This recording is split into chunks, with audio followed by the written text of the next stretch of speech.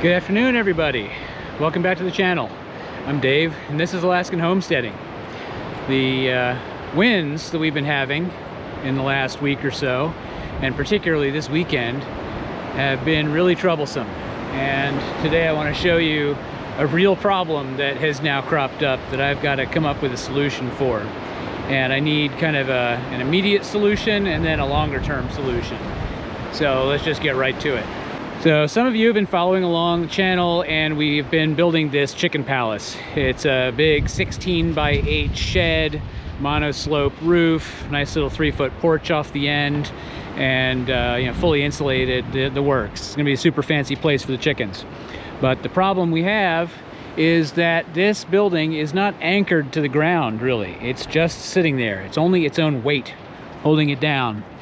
And what's happened is that the wind, I think last night, caused the whole front of the building to tip up, and this beam should be sitting inside that bracket, and that bracket should be U-shaped, and obviously it is not anymore. And you can see further down, all the brackets are like this. That whole front of the building tipped up off of the supports. So that whole building rotated up and came back down in a big wind gust. And now it's kind of perched there, not really that well supported. You can see it's kind of on the back edge of these blocks, so it's ready to now kind of fall down. And the back ones are similarly beat up. That one got tipped in and sort of angled over, and this one too, and so on. So I've got to come up with a way to put this building back up on its supports and do so safely while we're having this gale, and that's going to be interesting. Even this front porch, this piece here, it came up out of its support and came back down off angle, and bent that bracket. So I need 1, 2, 3, 4, 5 brackets. So I don't think I really want to try and bend and reuse those, although I might give it a try and see if I can get them to shape up correctly. But they're also weakened, so after being bent, so I don't necessarily think I should reuse them. And in the back here, this one seems okay, but the others are, now this one's probably fine, that one's fine, that one's fine, that last one probably needs to be replaced. So 1, 2, 3, 4, 5, 6 brackets. So yeah, I think I need to get 6 brackets to replace. And I'm going to take a quick look inside here. Let's see.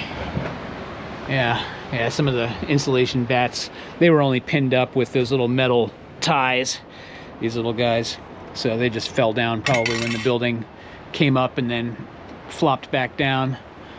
But otherwise, I think we're okay structurally. I mean, it's pretty solidly framed, so I'm not too worried about the overall structure of the thing. But boy, what a mess. My little hearing protection fell off the fell off the wall where I had it hung up.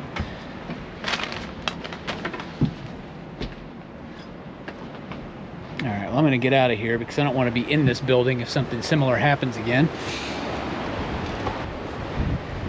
Anyway, I think probably what's gonna happen is I'm gonna get the farm jacks out and just try to lift the building up a little bit, scooch those blocks under to make sure that it's at least firmly seated on something, and then go from there.